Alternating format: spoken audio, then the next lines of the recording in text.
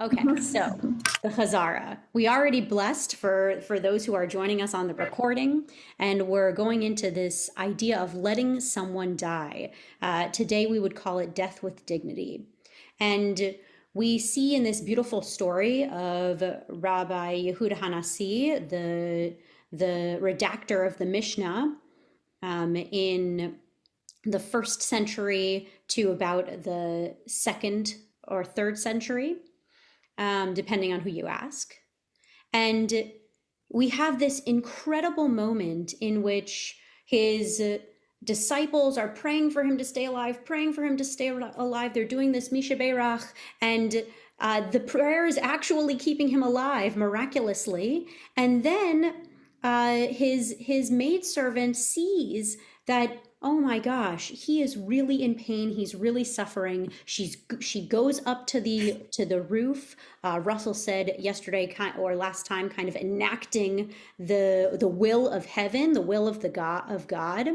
And she drops a clay pot of some kind, a jug. It's called a kutzah here in this text, but who really knows what exactly that was? Some kind of clay material, and it shatters. And in that moment, the prayer stops because all of the disciples are startled, and Rabbi Hanassi is actually able to die. We talked about what it means to be an onen or an onenan. We're going to see that come up later today. So in this period between someone dying, your relative dying, and your relative being buried, you are considered to be in this very liminal space. Who knows what exactly is happening at that point? And during that time, you are really exempt from all kinds of halacha, from all kinds of Jewish law, specifically all of the positive Jewish laws. So you don't have to pray, you don't have to put on tefillin, and we see through the Mishnah and then through the Shulchan Aruch and through the Mishnah Torah that all of these different things, all of these exemptions actually continue to apply to more people, right? They continue to apply to the people who are carrying the bear, the people who are walking before it, some who are walking after it. Then we learned about shmirah, right? The shmirah comes from the word lishmor, to guard or to protect. And this was the idea of guarding or protecting the body between the moment that the person died, the person passed away, to the moment of burial. And this meant someone was sitting with this mate, meta, mete, this cherished deceased person, right? Mate for a man, meta for a woman, mete for a person whose gender is indistinguishable. And this was a moment in which someone was able to make sure that a body was undisturbed by wild creatures, B, make sure that a body was kept company, that a person was kept company, and C, have an opportunity to say some tehillim, say some psalms, say some other kinds of prayers in order to keep the body, the mate, meta, mete, kept company in a spiritual way, held, really given that extra embrace. Okay, we learned that these things continue to extend, these exemptions continue to extend to those who are sitting shmirah as well. Okay, let's go into the next piece. Then we turn to tahara. And we reviewed what tahara actually means, this elemental purity, right? We come into the world. I don't know whether 6:30, 6 o'clock. Let's mute everybody. We come into the world with a sense of wholeness. No vulnerability has really touched us yet. We haven't experienced any of the different things that could make us vulnerable to what's going on in and change our mindset. so that it's not completely focused, right? And the things that could make us vulnerable are sex. The things that make us vulnerable are the loss of a potential child, right? The things that make us vulnerable are the loss of an actual human being, right? Experiencing some sense of mourning. And this tahara is actually, when we talk about a slightly different definition of tahara, it's the same word is used to describe this moment of purification, ritual purification after death, but before burial. And so the word tahara is used for this elemental purity slash guardedness or boundariedness against vulnerability. It's used for the full understanding of the ritual that goes on with water that takes place between death and burial. And as we'll see in just a second, right here, it's also used to describe the ritual cleansing or ritual washing that happens within that larger ritual. And we talked about the major parts of the tahara, the larger ritual. The first part is rechitza, a hygienic cleansing. This is a moment in which if you're in the tahara room, you're actually cleaning under the deceased's nails. If they're wearing nail polish, you take the nail polish off. If they might have fallen and there is some kind of wound on their head and there's blood in their hair, you actually shampoo the hair of the deceased. So this is a level of real intimacy and extreme care. Often when you're in the tahara room, people will use the name of the deceased in a way to comfort them, in a way to show them that, they're really there for them. Okay, that's the rechitza, the hygienic cleansing, hygienic washing. Then you have the tahara, right? This is the even more specific, as opposed to the entire ritual as a whole being called tahara, which it is. We have also this second part, this specific part that's called tahara, and that's in which we saw down here from our friends in Long Island, right here, and these different buckets used in Hungary. In the 1800s, I believe, late 1800s. And this is supposed to imitate some kind of mikvah. And you can see here that actually some funeral homes or often they'll have a building in the actual cemetery are equipped with mikvaot. Here there is a mikvah to actually dunk a deceased person, a met meta meta, very, very gently. We'll come to all of the questions about the Chazara in just a moment. If you don't have a mikvah, you use a certain amount of water to imitate what a mikvah might be.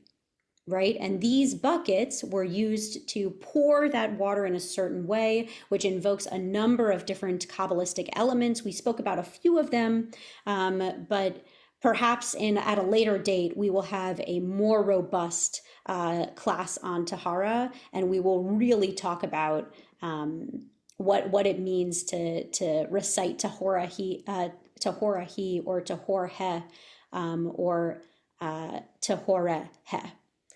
Which means, as you can see down here, she is pure, right? That's tahora-hi. He is pure would be tahor-hu, and they are pure in our English language, but it's really this person whose gender is indistinguishable is pure, tahora-heh. And that's supposed to be this ritual purification, this ritual cleansing at the end of life to say, my friend, my loved one in this community, you came into this world completely whole, completely boundaried from any vulnerability, and now you're leaving this world in this same way. And once you're in this way, you're really able, and we'll talk about this next time when we do the ideas of afterlife, right?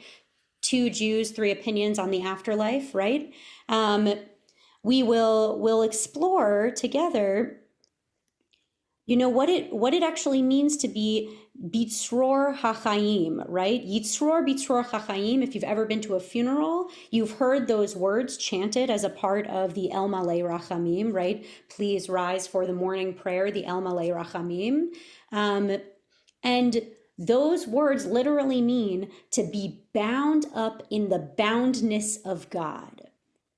Once you do this tahara, once you pronounce this person, tahor, tahora, tahoreh, that's when they're able, Kabbalistically, to come back into this boundedness of the many souls of life and the many souls of God. That's one of the Kabbalistic, or perhaps more mystical ideas. Okay.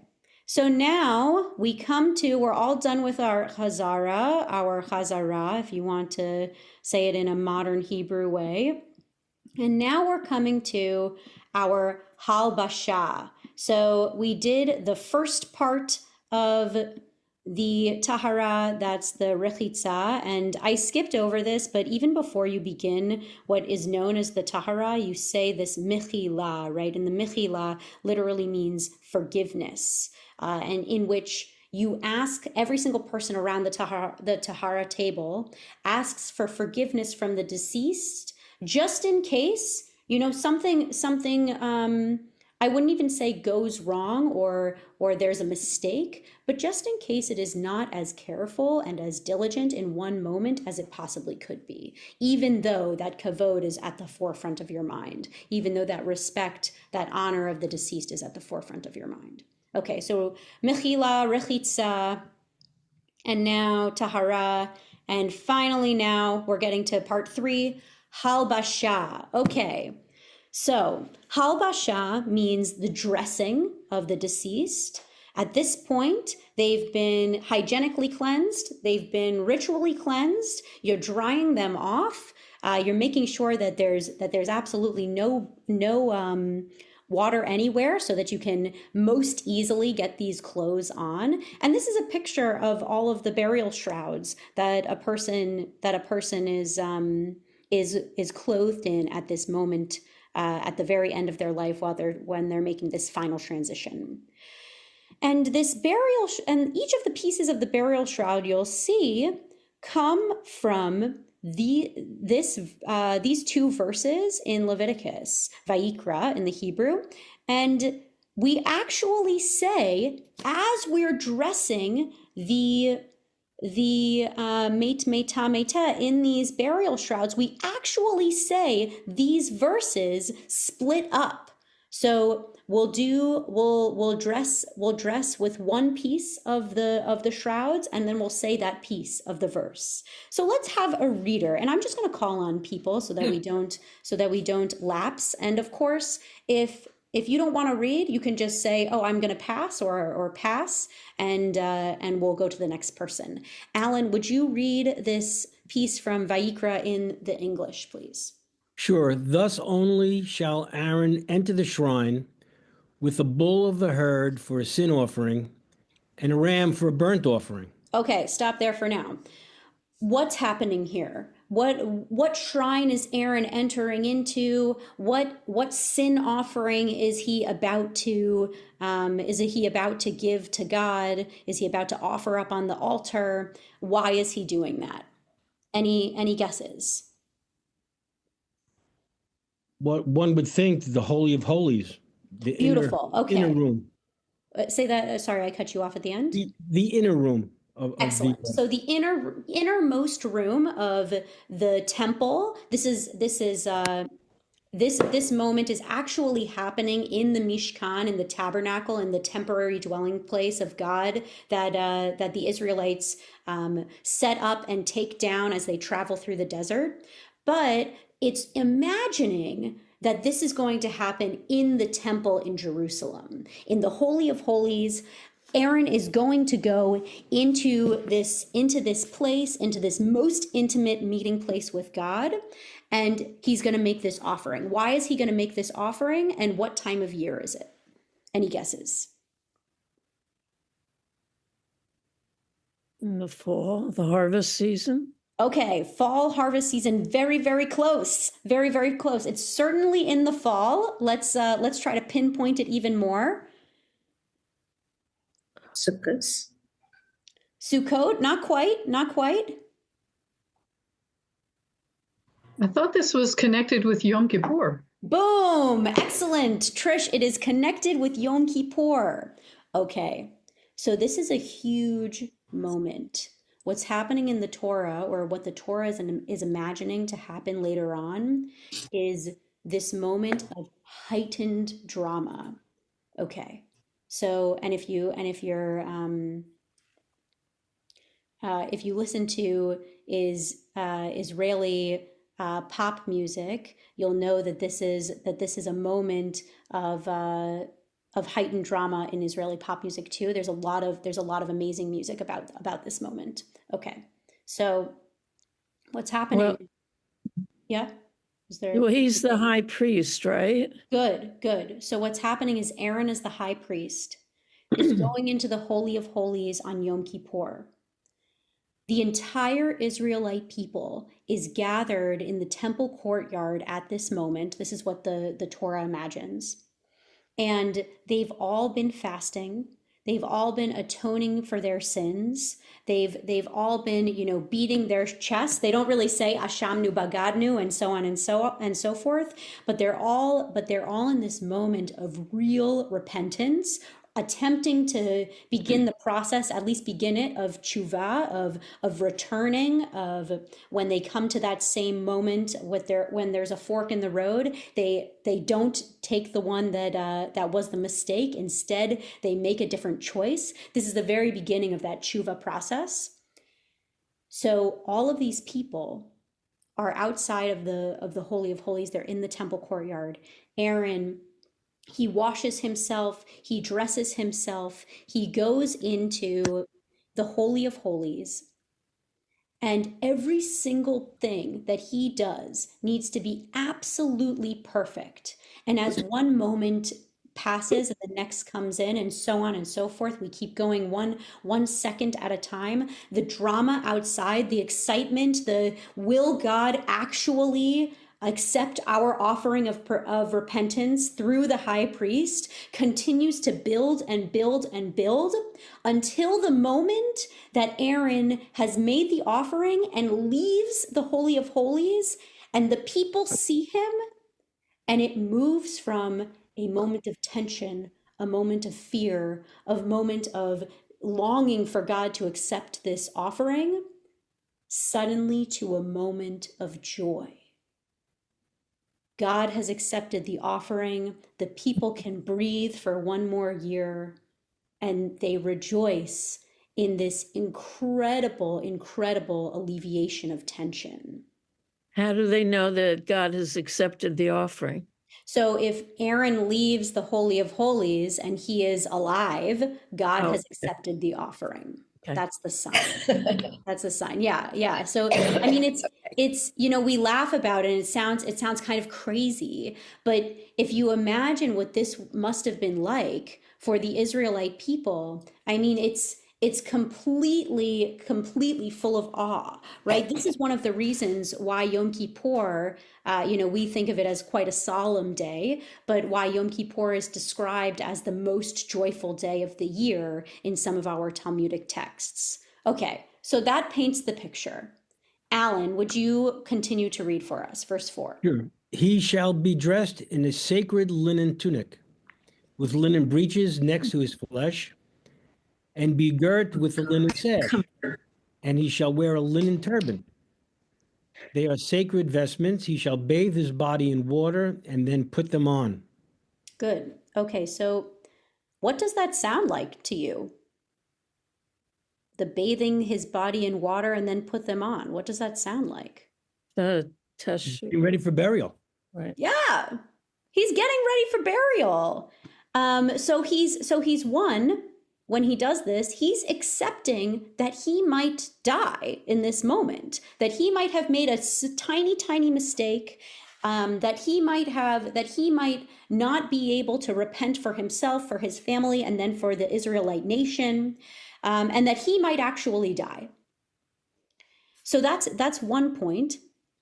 But this is also how we get ourselves ready for burial, right? And this connection between the high priest and any person who is about to be buried is huge. What does that connection mean? What do you think about that connection? That you're purified in order to be before God. Beautiful, excellent, purified in order to be before God. Anything else? Maybe to go to the next step in case there is another step. Beautiful. Any other connections between about or answers about why this could be that the high priest and the Meit Meita Meiteh is connected in this moment? Well, it seems to me that Aaron has taken off his breastplate and all his fancy bells that were trimming his garments before this, and went into a simplistic imagery. Beautiful. Okay, so it's simplistic, and we're going to get to that in a moment. But this is also saying that, the high priest at this moment and the Meit Meita Meiteh, you could be Joe Schmo, or in the Talmud they say Ploni Almoni. That's the Joe Schmo of the Talmud, and yet when you die, you're wearing the same thing as the high priest wears when he goes before God. There's this element of moving the hierarchy from being one thing here and one thing there, and shifting it to be here. Moving from here to here, flattening the hierarchy in this moment of death. And Well, yeah. It's sort of like all men are created, or all people are created equal. Yes, God willing, God. all people and not just all men. Yeah. You want me to sit next to you? I have my video turned. Okay. Trish, go ahead. So I actually had always thought it was the other way around, that we took on this practice of preparing for burial because Aaron did this in the sacred moment. But are you telling me that this was already the burial practice and that's why Aaron did it? Well, that's a great I question. thought it was the other way around. It's gam the gam, actually. So this wasn't really the burial practice. They didn't have an idea of they didn't really have an idea of this whole tahara thing at this point. Sometimes, and we'll see in a moment, sometimes people were buried in, linen tunics and so on and so forth. And sometimes, people were buried in elaborate clothing. But when we do tahara today, and actually starting in, I want to say like the early thousands, right, the 11th century, they began to have it just be this simple thing, and we'll learn about that a little bit more in a moment, in order to really reflect the high priest.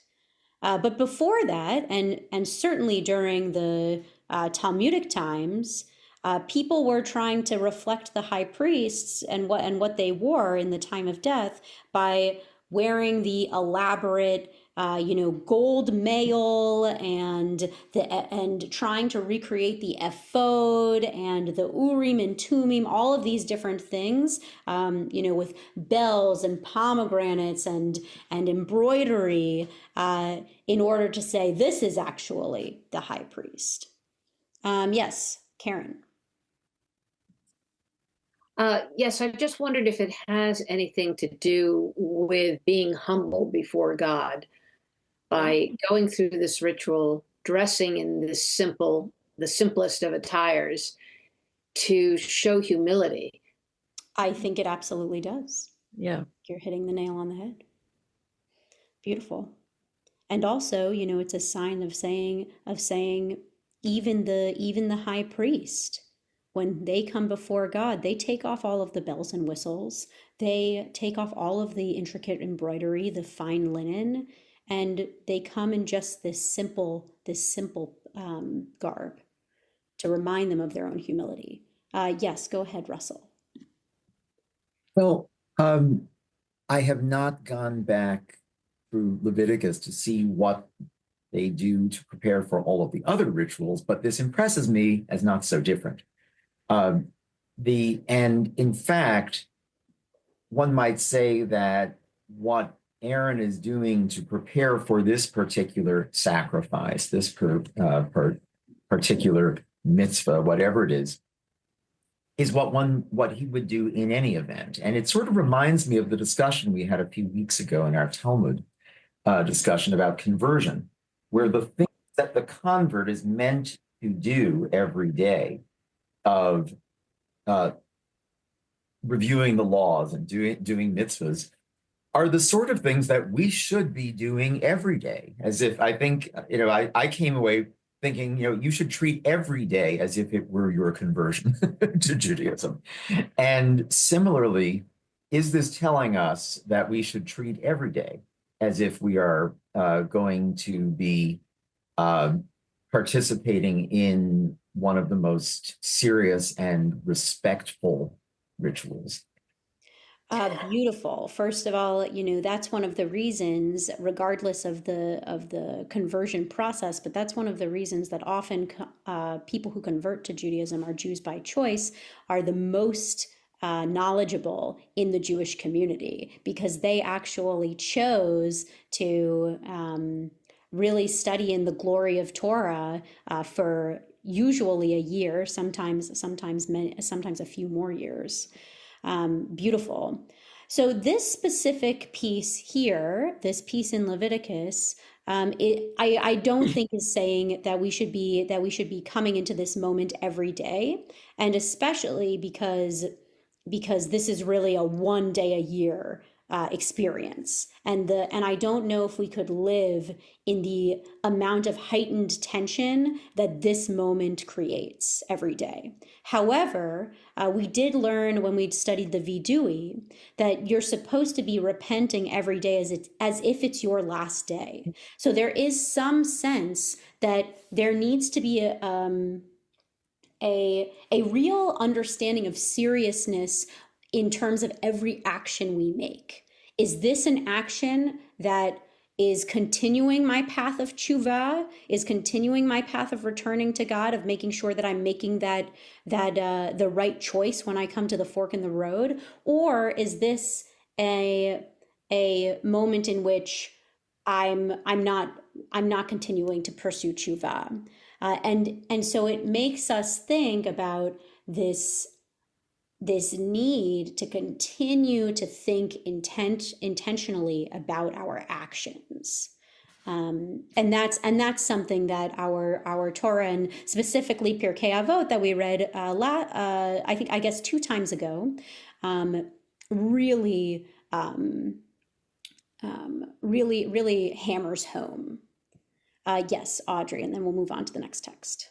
It seems to me that you have 2 sets of purification here, with the bodily purification at the time of death or going into the Holy of Holies, and also with the daily sense of vidui, that's the emotional or the intellectual or conscious purification, that you have both. Yes, exactly. So there's a physical purification and there's a spiritual purification, and there are elements that are intertwined for sure, but also the vidui is done before death. This is done in the most ideal case, in which a person can actually have their vidui, have their moment of confessional, have their moment of saying, these are the regrets in my life, and I'm moving towards death without any regrets. And this piece is done really after death. This physical and spiritual piece is done really after a person has died, and it wouldn't happen for someone who's living. in the same What, way. what happens though if you die in an accident or an explosion or a plane crash and you don't know you're going to die? Then you don't get to do the vidui. You know, that's one of the reasons why Pirkei Avot comes in and says, treat every single day as if it's going to be your last. Okay. And bring in that intention with every single action. And you know, obviously we're human beings. We know that that is not possible, and yet we strive toward making it as possible as it can be. Okay, so let's go to this piece in Moed Katan. This is an amazing, amazing piece, and really changed the way that burial is done and the dressing of people in burial shrouds. So this is a radical piece. Eve, would you read this piece for us? Sure.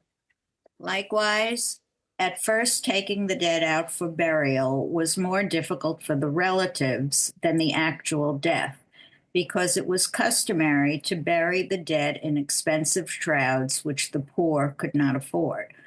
The problem grew to the point that relatives would sometimes abandon the corpse and run away.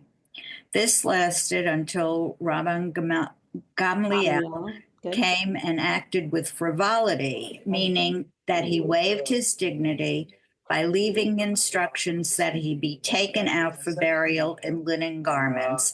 And the people adopted this practice after him and had themselves taken out for burial in linen garments. Beautiful. Okay, so even before we get to the Rabban Gamliel piece, what was happening? What was happening when a person died?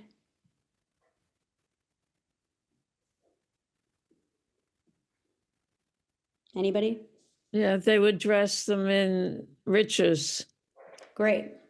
So these burial shrouds, before Rabban Gamliel died, these burial shrouds were expensive. They were trying to reflect what the high priest wore when he walked around the temple courtyard, not when he went into the Holy of Holies. Okay, and then Rabban Gamliel, this guy is the macher of the community. He's one of the richest men in the entire community. He is holding this governmental appointmentship of being the Nasi. He has a huge amount of power, and he decides that he's not going to be dressed in these expensive shrouds. Instead, what does he do?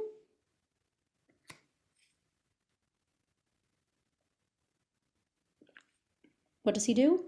He puts on the linen garments. Right. He instructs those around him that when he dies, he's going to wear the simple linen garments. He's going to wear what we saw up here, the tachrichim, that's the word for the burial shrouds in Hebrew, here instead, right? So he changes the entire custom, the entire understanding of what it means to be buried, and he once again, just as we saw before, flattens the hierarchy, right? Before it was Ploni Almoni down here and Rabban Gamliel and his kind up here, and he flattens the hierarchy so that they're on the same page. He is allowing for there to be equality in death. At this moment, in most Orthodox Chevra Kadisha, you have to pay an extra fee. When we were creating the Reform Community Chevra Kadisha of New York City, we of course have a suggested donation of the amount that the burial shrouds actually cost, but it is only a suggested donation, and we perform tahara and dress people as according to Jewish law, and minhag as according to Jewish custom, no matter what their financial stability or financial standing it may be. And that practice is based off of this text. Okay, so let's move. Are there any questions about halbasha, about the dressing. Yes, Barbara. Would you unmute yourself, Barbara? Where does the idea of no, the shroud has no pockets? What? Where What? does the idea of the shroud not having any pockets? A pocket, there's no pockets in a shroud. Well, I don't think you see that here, right? That's just a question Right. you're asking. I'm in an online class. I'm sorry. Hold on. Let's mute. Okay. That comes from this idea that you're not going to take anything with you. Similarly, Right, but it doesn't say it here. no, I mean, this is not an exhaustive understanding of halacha. This is just two small texts. You're really quoting something that's in the Shulchan Aruch, which is it's a compilation of Jewish law that is most used today, written by Yosef Karo in Sfat. And he really codified what we do as our normative Ashkenazi and Sephardi practice. Oh, it's Ashkenazi. Huh? But you'll see also in a similar vein, you can't really see it here. Here are the pants that you put on, the michnasayim that you put on the deceased, and they don't have a hole at where the feet are. Because once you die, you're in the coffin, you're not going anywhere. Similarly, you don't have pockets with which to take things. Yeah, Alan. To bring it to modern times, Sure. to bury a man, for instance, the man doesn't need a head covering because the shroud has a head covering, correct? That's right. This piece right here goes over the head, and it's a faceless hood. Right. So now in modern times, many people are being buried with their talus. Yeah. So the talus is also included, and so is a kippah, if they wanted that. In our Chaver Kadisha specifically, we ask for people to bring the talit of the person who has passed, and that the person wore while they lived, and we dress them in the talit. If they don't do that, or if they want that talit to be an heirloom, then we use a kind of standard talit that you would see actually at the synagogue. You know, the white with a couple blue stripes. But there's oh, I'm sorry. Go ahead. I interrupted you. Well, so you are in fact buried with a kippah and talit if you'd like to be. But seems to be a custom to cut off one of the tzitzits. Yes. So you cut off one of the tzitzit because this is no longer a usable talit. And this person can know, right? The tzitzit signify the reminder of continuing to follow the commandments, right? When you hold your tzitzit in your hand every morning, this is supposed to serve as a reminder of how you're supposed to move through the world, the commandments, the mitzvot that you're supposed to follow. And by cutting off one of those tzitzit, that's the acknowledgement of this person is no longer following mitzvot. This person is deceased. Does that answer the question? Yeah, I think for my father, I didn't take off the tzitzit. I took off the collar. That's okay. We'll get to it in a few minutes, but you'll see that these customs, there's only that one piece of halacha in the whole entire understanding of tahara, of this larger understanding. The one piece of halacha is the certain amount of water that you have to pour over the deceased, and actually saying this tahorhu, tahorahi, tahoraheh. Those are the only pieces that are actually codified in Jewish law. The rest of it is minhagim. The rest of it is custom. And of course, one generation's custom is the next generation's Jewish law, and things add on to each other over and over and over again. But at the end of the day, really that piece of the tahara, that's the only piece that's halachic. That's the only time in which, the water has stopped flowing in between buckets, you have to do it again. Or you only said Tohorahu one time, you have to do it again. Those are the only pieces where you actually have this obligation to fulfill it in a specific way. The rest of it is just minhagim, which is why there are so many different, why in so many different Chaver Kadisha, there are so many different customs. Some people don't say this specific piece of liturgy, even though it's a core piece in another Chaver Kadisha. Yes, Audrey. I was just wondering, what happened in the desert when people died and there wasn't so much water available? These practices were not used in the desert.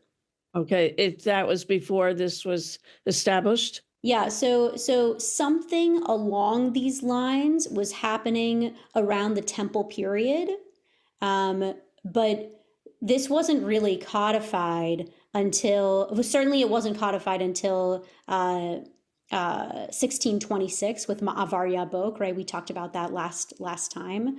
That's the first time that all of these different traditions, all of these minhagim, all of these halachot are actually codified into one book. But this practice, like it exists here, or something very, very similar, is believed to have been practiced starting in the 11th century. But between maybe like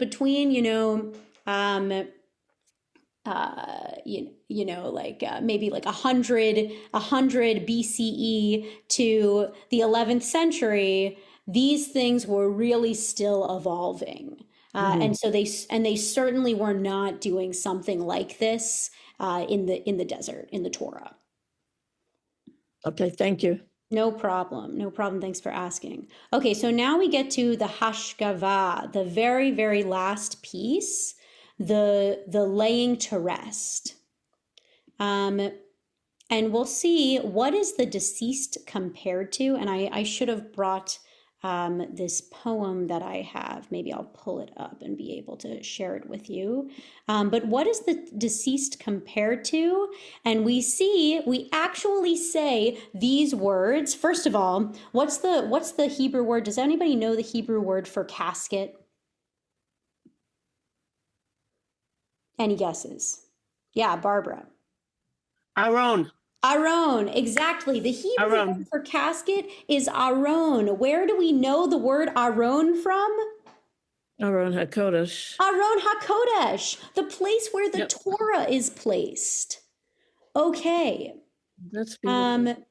So when we, I found the poem very quickly. That's excellent. When we bury someone, when we lie someone to rest, we put them in the casket, and often people who are their first time in the tahara room, they're a little nervous about moving the meta into the casket, but it is a very seamless pull push mechanism that we use, and it's actually extremely gentle.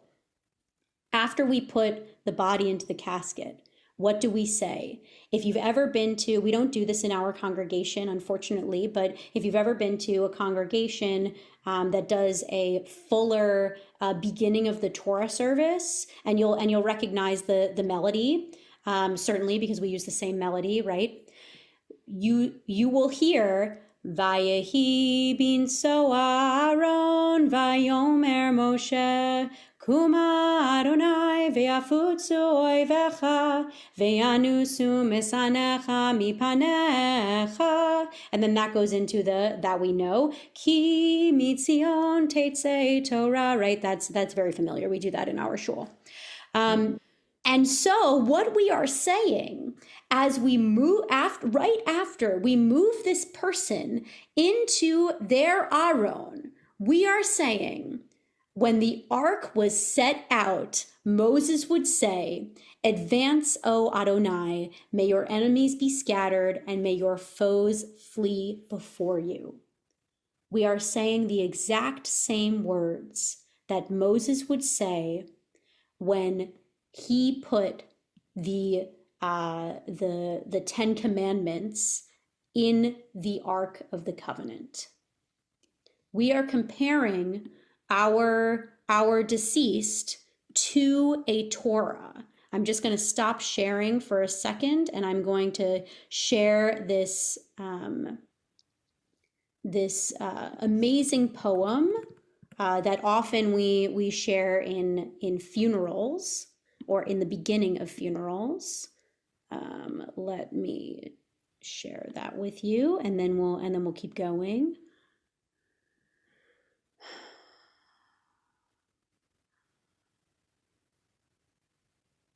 Here we go. So this is a piece of a poem by Harold Schulweis, an amazing rabbi. He writes, "The burial of a human is like the burial of a Torah. A human being is like a scroll of Torah, studied, it has wisdom to impart, lived, it has goodness to convey. Each of us is a letter in the Torah scroll. Together our lives are intertwined. Our common fate and faith, our common destiny, find us like the stitches of the parchment. When any of us is lost, the holy text is torn. In memory, we are mended." It's beautiful. Every person in this moment is treated as if they themselves are a Torah. When we say Vayahi bin Soa Aaron Vayomer Moshe, we are acknowledging that this person before us is a Torah scroll, that this person has the knowledge similar to what we would find in a Torah scroll, that this person can teach us something, that this person has secrets beyond the words of Torah to impart to us. This is a moment in which we are really honoring what it has meant, what it means to be B'Tselem Elohim, and what it means to have lived. Yes, Sandy. I think if you scroll back to what we just read before this, well, it's like where it says, if any of us dies, it's like something about the tearing of a Torah scroll. Right. Is something actually literally torn, or is this, it was the poem, or is this a metaphor? Well, so we don't tear a Torah when someone dies. We learned this in the first class all the way back, a long time ago. We do, however, tear a piece of our clothing, right? When you go to a funeral, or when a loved one of yours dies, sometimes people actually do tear a piece of their literal clothing. But more often in our time, you'll see that they have a little piece of black ribbon on their lapel, or they'll wear it for the whole Shiva, the whole 7 days of after a person is buried. And that piece of cloth will be torn, will be actually ripped. Yes, I've seen that. And often I actually read that piece of the poem before after we do the tear. So in the poem, could you just bring on the poem, show the poem again, or is it like that too?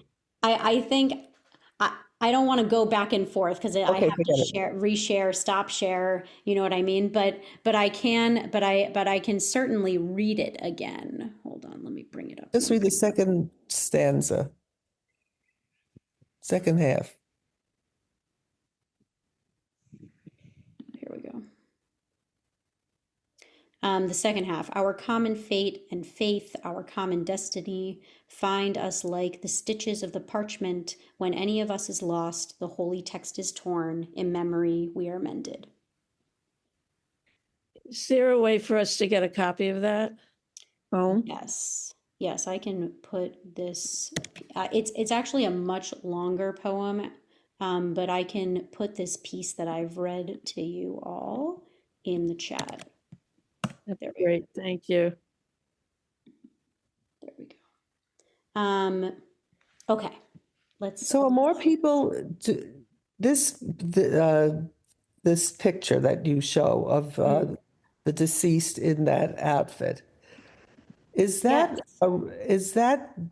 a rarity, or is that done? I mean, I lost a husband. I never knew about this. I saw him in a suit in his coffin. Who does this?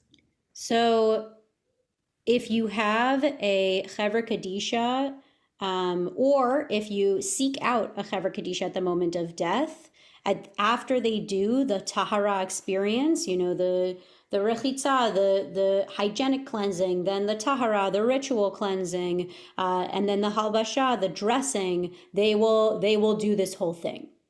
Some Chevra Kadisha, as I mentioned, will do some of the liturgy and not other pieces of the liturgy, and vice versa. And maybe one piece is really important to them. That's what they do. And there are all kinds of other minhagim, other customs that Chevra Kadisha choose to do or not do. Okay. But this is what happens if you use a Chevra Kadisha. Thank you. No problem. Thanks for the question. So then at the very end of this Tahara experience, we have a moment. These are the last words that are said to the deceased. Adonai will battle for you. Adonai yilachem lachem. Ve'atem taharishun, and you will be silent. What do you make of that? It's almost like rest in peace. Beautiful. Beautiful. Any other ideas? Yeah, Sandy, go ahead. I think it's because your life is past and your being is given over to Adonai, who takes you on and will and you will and battles for you, not you. Your ability to do that is gone. It Beautiful. now is in God. Beautiful. In Adonai, I mean. So well said. Your ability to go against enemies, to continue the way that you lived your life is no longer there. You'll be silent at this point, but you know who will take all of your battles and will take care of you? God. You're in God's hands now, or you're in the hands of the universe, or whatever you believe. And if you're someone who the divine is not something that you're ready to admit you believe in, then at the end of the day, the Tahara as a whole, this entire ritual, is really about giving a last touch of care to a person before they are one with the earth. This is really about, before they're laid to rest in their final place, this is really about giving a last tender touch of care to someone who lived a life. And, whether or not you believe in God, I think all of us can believe in that. What you said is beautiful. Thanks, Sandy. So I wanted to pull up this piece. As some of you may know, for my thesis, I translated a large chunk of this book, Ma'avar Yabok, which is a book written by Rabbi Aaron Berechia ben Moshe in Modena, Italy. We talked about this last time. And he wrote this book toward the end of his life in 1626. And it includes all of these different rituals and what you might do at the moment when someone is ill, when it seems like death is near, just after death, the Tahara ritual, the burial ritual, so many different things, and it's laden with mysticism and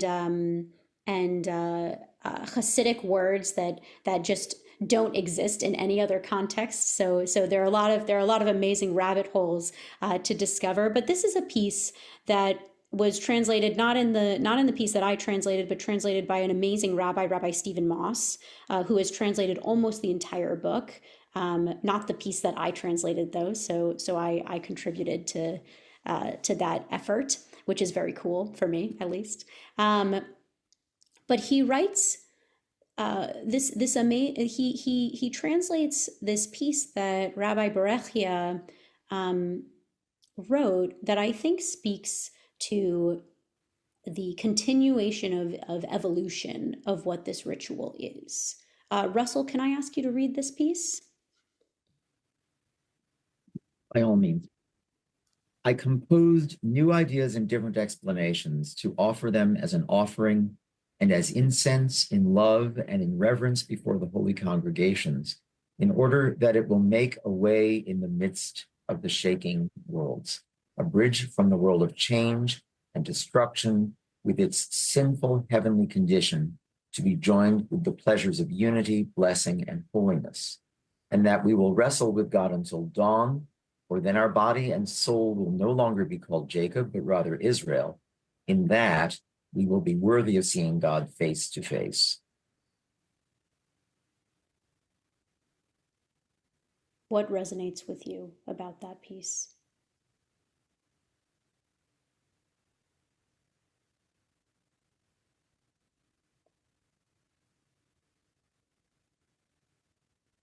Well, for me personally, the idea that there is something that can stabilize. I love the description of shaking worlds and that there is a possibility. We're not looking at an afterlife for that quality of comfort and stability, but there's something that can stabilize this world. Yes. Beautiful, beautifully said. Yes, Judy. First of all, this brings to mind the time that Jacob wakes up after wrestling and he said, God was in this place and I did not know, which to me is one of the most beautiful images and thoughts of who we are and where we are and if we struggle, and yet we're in a place that is blessed by God, or is the basis is heavenly, is sacred. However, this interesting phrase, sinful heavenly condition, it's a weighted kind of an image. It's heaven yet sinful, but it be joined with the pleasures. This is just a very interesting, the whole concept, the imagery is amazing. Yeah. Yet we will see, you will be worthy of seeing God face to face. That's something to hope for. Yes, wonderful. It is really an extremely evocative text, and almost the entirety of Ma'avar Yabok and the way that Berechia writes is so laden with many, many meanings. And Rabbi Moss really captures it here.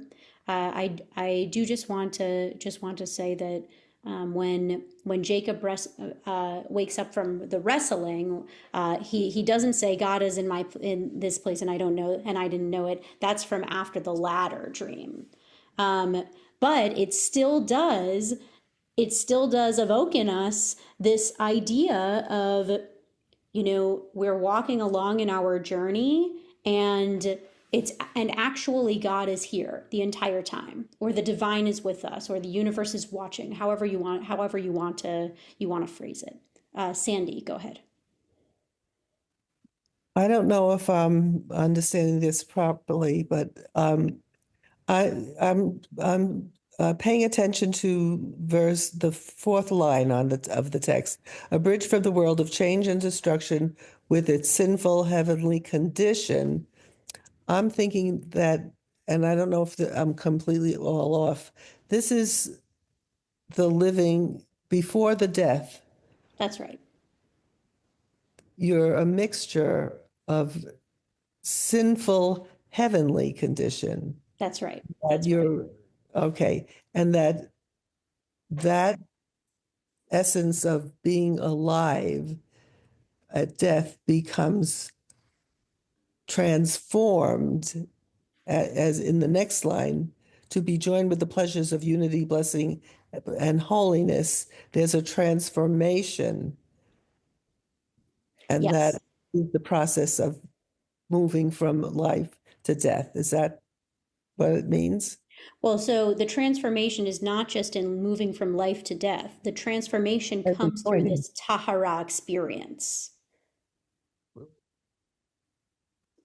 What do you mean by the Tahara experience? Right? The transformation comes from this whole ritual that we've learned. Oh, right.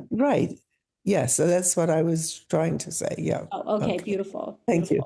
Beautiful. But you're right. This you and Judy both picked up on this amazing oxymoron here, right? Sinful heavenly condition. None of us are fully heavenly. None of us are fully Elohim, fully God. We're just B'Tselem, right? The shadow or the image of God. Tselem literally means shadow, which kind of changes the understanding. And also, none of us are fully sinful. There is that image of God within us. There is that spark of the divine. Our lives are a mixture of both. I want us to pick up on this beginning piece. I composed new ideas and different explanations to offer them as an offering, as incense in love and in reverence before the holy congregations, in order that it will make a way in the midst of the shaking world. The Chevra Kadisha that we founded in New York City was founded on the backs of COVID. The idea to actually create something came about in the first convening of students after being isolated for over a year, the first convening of rabbinical students. In all over the world, but specifically in New York City, we were dealing with a level of death that was completely incomprehensible. And in order to deal with that death in some kind of way, in order to make people feel like they had a hand in bringing holiness to a moment of such despair and such rattling, literally shaking worlds, we began to teach people how to handle the dead, how to care for people who were deceased, how to bring that holiness into a tangible idea, into something that you could literally do with your hands. Berechia, when he is writing this in Modena, it's just after a bunch of these expulsions in which people are finally beginning to settle, except that they're being forced to settle in ghettos, specifically all over Italy, but all over Europe, in places in the places that they were even allowed to live in. They had to be in ghettos. And in order to deal with that kind of shaking of his world, he brought the Chevra Kadisha, and he brought burial and mourning rituals into a codified piece of text.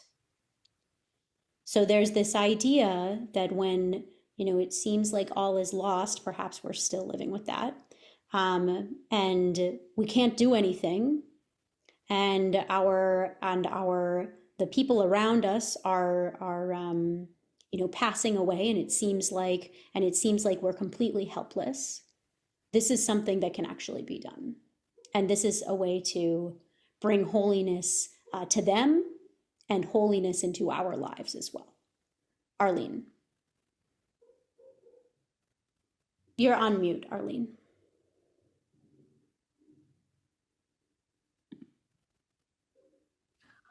I think this was also perhaps his way of saying the world that I am now living in is a world of change and destruction.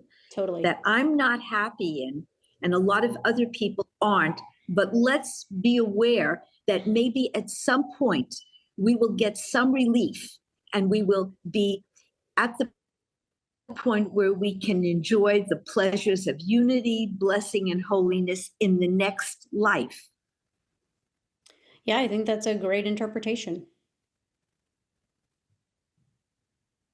Beautiful. Okay.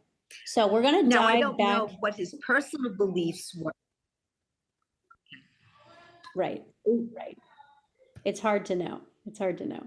I don't think any of us know exactly. So we're going to dive back into the text now. Nope, not Numbers, but dealing with death over here. And we have a bunch of things about burial. I'm going to try to move through it in 20 minutes. We're going to do it, everyone.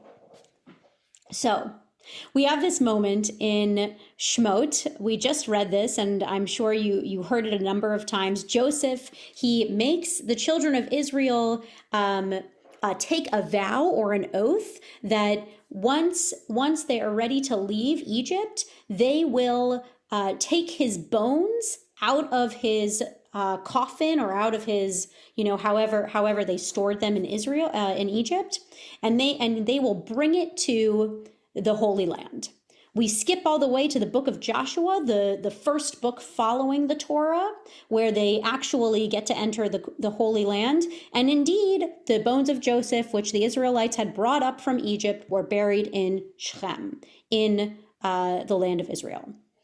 Then, so that's ancient times, right? And we think, you know what? We don't do that. That's not really a Jewish thing to do. And we'll see that it is mamash, absolutely not a Jewish thing to do soon. But it turns out that in Mishnaic period, we're still doing that. Rabbi Meir also stated another leniency concerning the halachot of the intermediate days of the festival. He's talking about all of the different things that you can do during Chol HaMoed or not do during Chol HaMoed, the time in between the first days of Sukkot or Passover and the last days of Sukkot or Passover. One of the things that you can do, a person may gather the bones of his father and mother. If you have a parent who has died and who wants to be reburied in another place, excuse me, you can do that. Allegedly, during the Mishnaic period, that means that this taking up of bones and then reburial of bones in another place, this iconically un-Jewish thing to think about, was happening even in the Mishnaic period.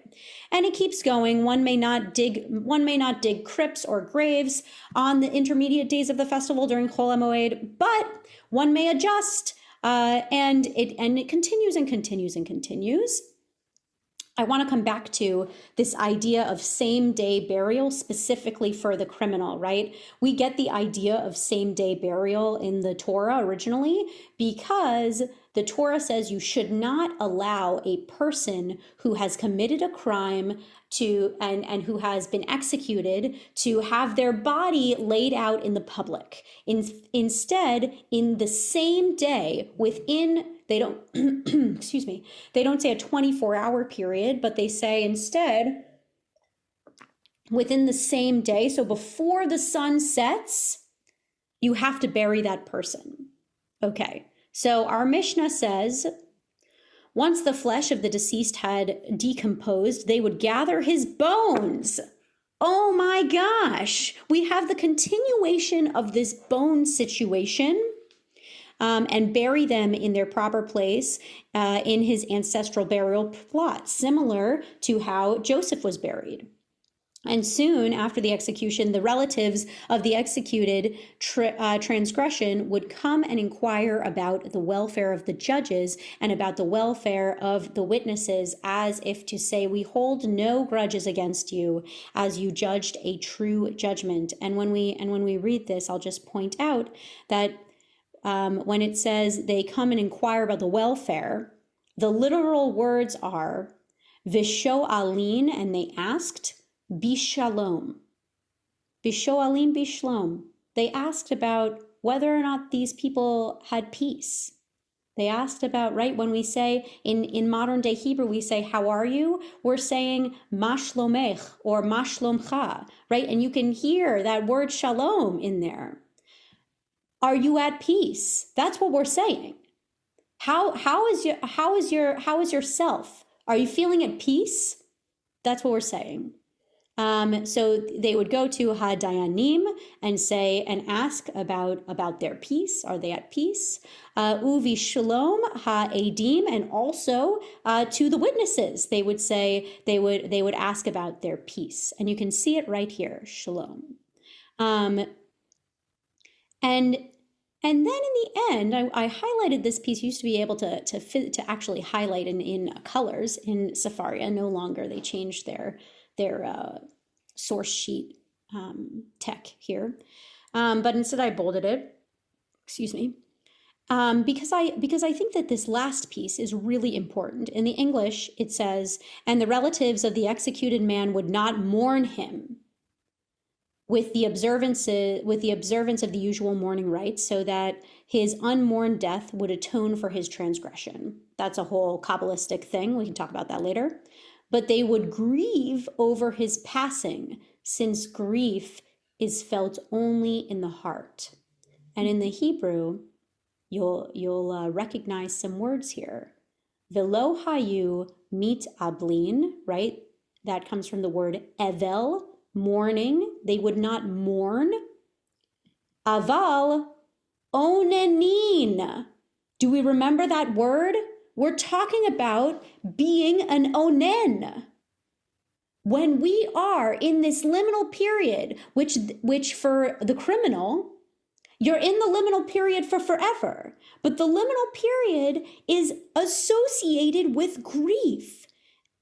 It's a moment that we're coming back to that moment when a loved one perishes, and there's a sense of shock, there's a sense of awe, there's a sense of what happens now. There's a sense of sometimes unbelievable despair and sadness.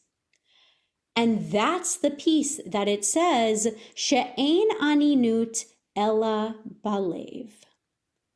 Aninut, this grief, is something that the heart just does. It's not something that we can control, like the Shiva process or the Shloshim process or the Shana process, right? Shiva, 7 days, Shloshim, 30 days, Shana, a whole year. It's not something we can control, like saying Kaddish or being obligated by positive mitzvot or not. It's a thing that happens without us even thinking about it. It's a thing that happens in our hearts.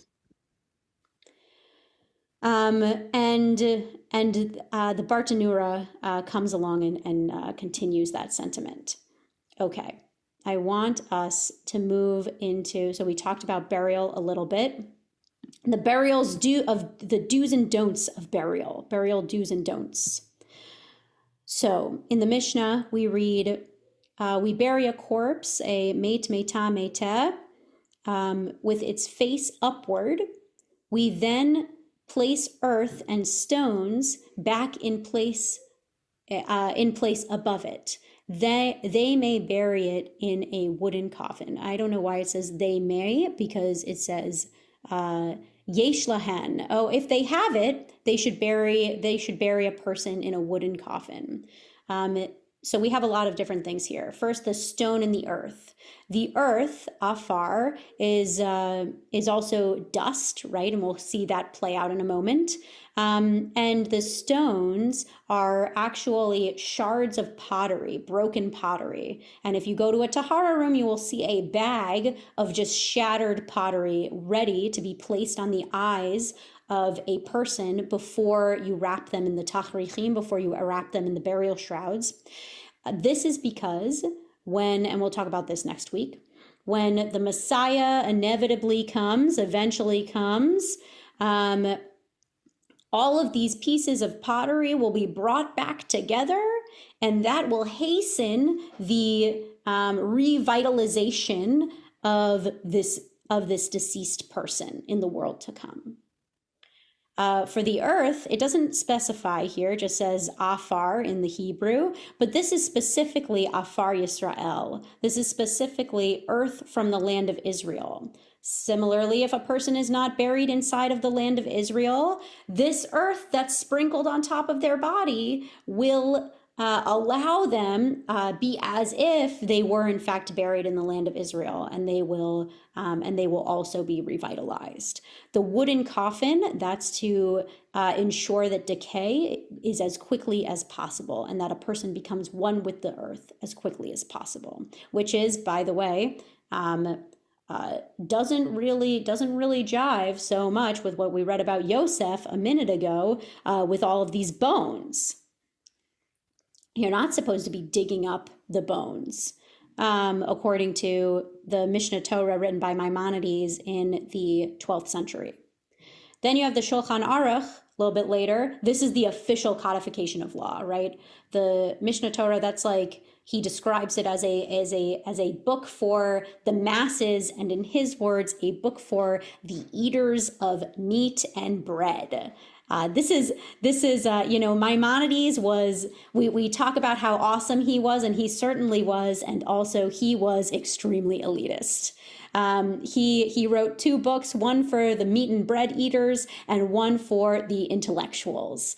And this is the one, Mishnah Torah, that's like the pocket guide to halacha, the pocket guide to Jewish law. This is the one for the meat and bread eaters. Then later in the 1400s, the Shulchan Aruch is written by Yosef Karo, and this is really the mamash, the specific codification of Jewish law. You'll see both the Ashkenazi pieces and the Sephardi pieces in the Shulchan Aruch. I don't think we need to read that just now. There's this beautiful piece in Gittin. This is from the Talmud, so much earlier. This is codified between 300 and 500 CE. That writes, the sages taught one sustains poor Gentiles along with poor Jews, and one visits sick Gentiles along with sick Jews, and one buries Gentiles along with dead Jews. Wow. This is a moment not just of equality among Jewish people, but equality between Jews and Gentiles, which is not something that we see and not something that's practiced today. And Rashi comes to tell us why it's not practiced today. Or really, he doesn't tell us why it's not practiced today, but this is his comment here is why it's not practiced today. He says, not in the Jewish graves, rather deal with them if they are found amongst Jewish corpses. Meaning, if Jews and Gentiles are, chas v'chalila, there's a war or something, and Jews and Gentiles are killed, close to each other, you deal with the Gentile bodies as well, and you don't just take care of your own people, which is also a piece of equality there, but it's definitely less. It's definitely a different kind, a different perspective on equality. Right here, we're making sure that we deal with the deceased who are not Jewish. And at the same time, we're not saying that Jews and Gentiles can be laid to rest side by side. It's not a very reform understanding of the law. And we can get into that at another point. I want to move into these ideas about cremation, right? We talked about the afar, the idea that you cannot be cremated under Jewish law is all derived from this single verse from Genesis, and not even the whole verse. It's for dust you are, and to dust you shall return. So ki afar ata, for you are dust, ve'el afar tashuv, and you must return. It doesn't say must. I shouldn't put that in the translation. And you will return to dust. So the Mishnah Torah, back to Maimonides, the book for bread and meat eaters, he writes, Funeral practices are held in honor of the deceased. Accordingly, the heirs are compelled to pay a fee to wailing men and women who eulogize the dead. But if the deceased charged in his will not to eulogize him, he should not be eulogized. However, dun dun dun, if he charged in his will not to bury him, his wish is not heeded. Because burying the dead is a religious duty, as it is written, this is the piece from Deuteronomy that we saw a number of classes ago, you must bury him. So we have these two pieces of Torah that all of this is holding on.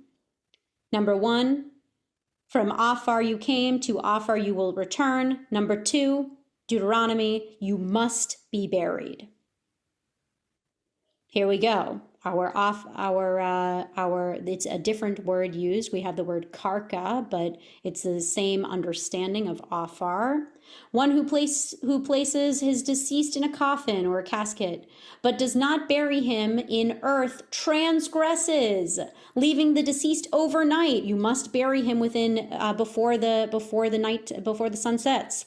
In any event, it is good to truly bury him in soil, even outside of the state of Israel. Even outside of the land of Israel, it's okay to be buried outside of the land of Israel. The Shulchan Aruch admits, allows, is lenient, but you better bury this person.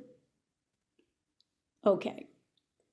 In fact, it's so important, this afar situation. It's so important to be one with the earth, to return to dust, that Rabbi Chizkiah, who is saying this in the name of Yehuda Hanasi, who once again the redactor of the Mishnah Big Macher, he says that do not use many shrouds on me, and let my coffin have holes on the bottom. This is to enhance decay. These words say that Rebbe was buried in a single shroud, one shroud. So Rebbe, when we hear Rebbe in the Talmud Yerushalmi, the Jerusalem Talmud, as opposed to the Babylonian Talmud, it's referring to Yehuda Hanasi. Not as a man left, he will come. And this is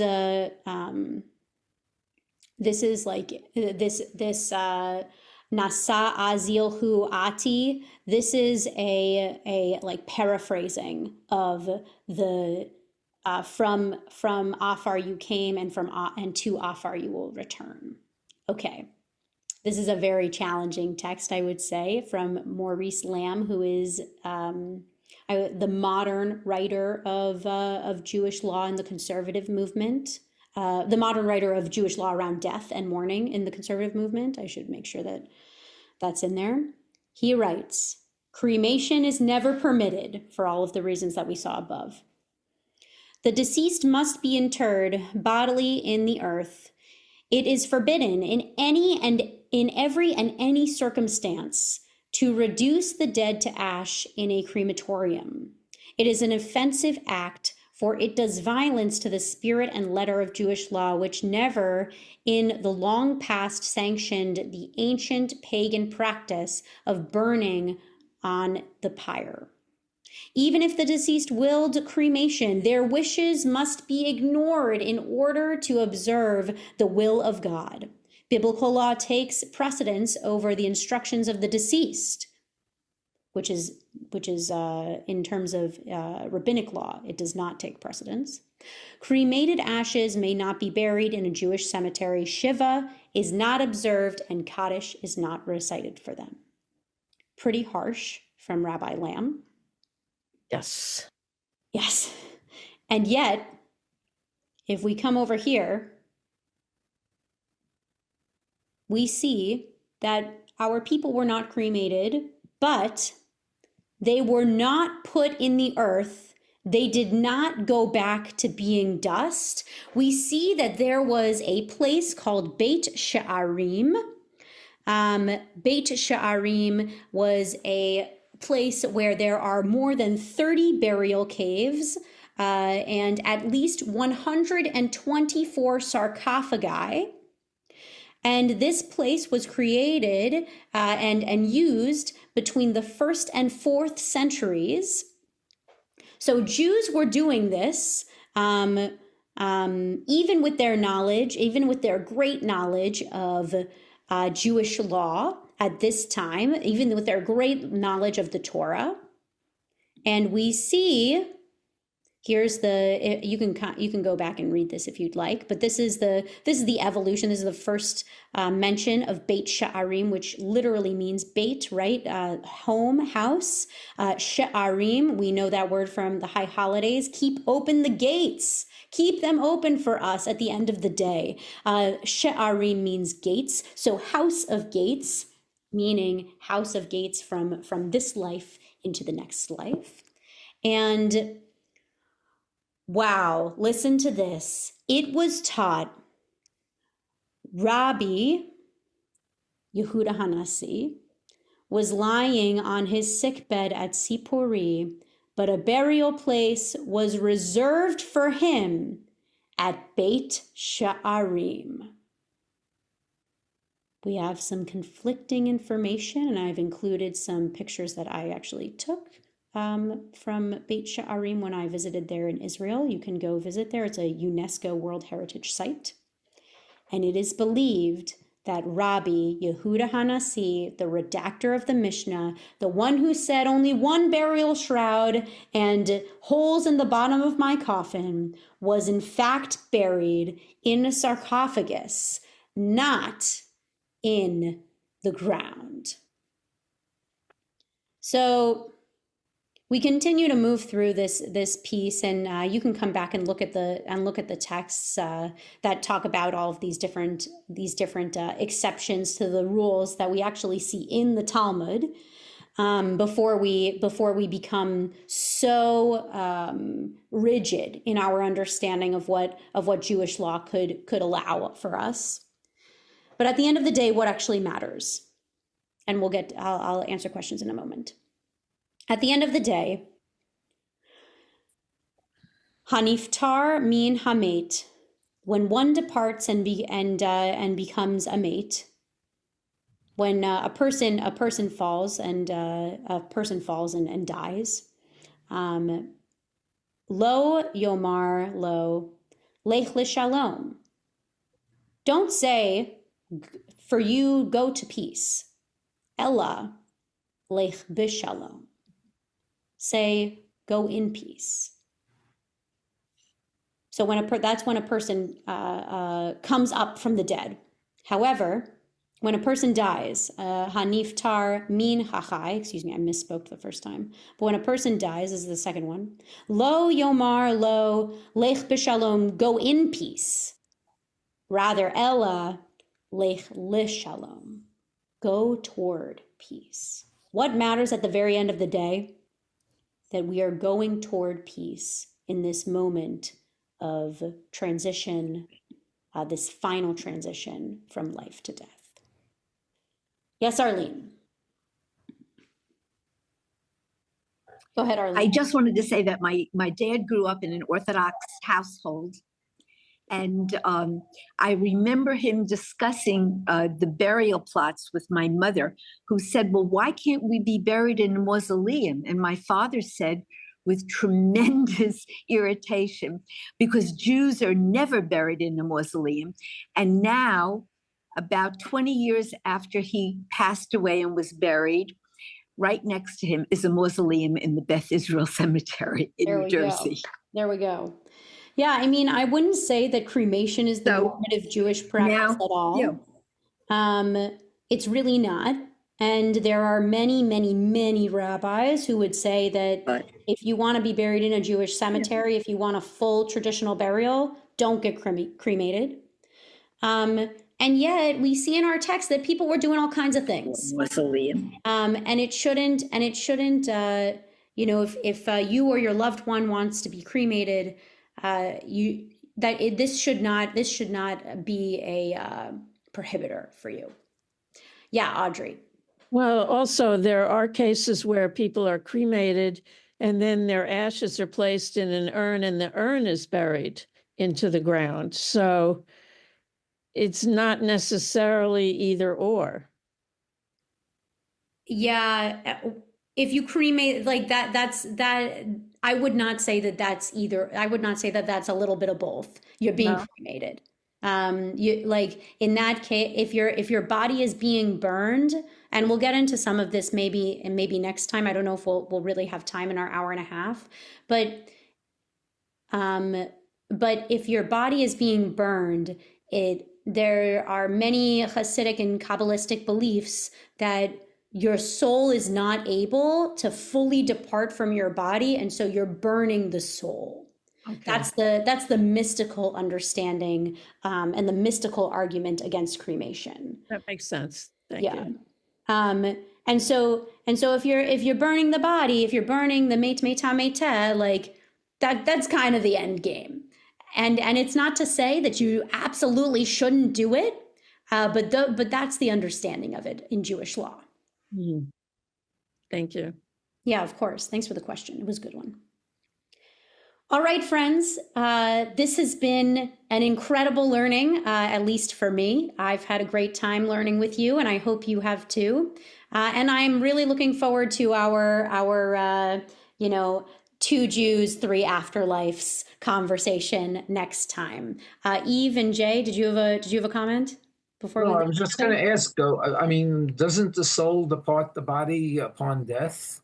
No, the soul departs the body, it's believed, between the moments of tahara to the moments of unveiling. And that's why we do the unveiling when we do it.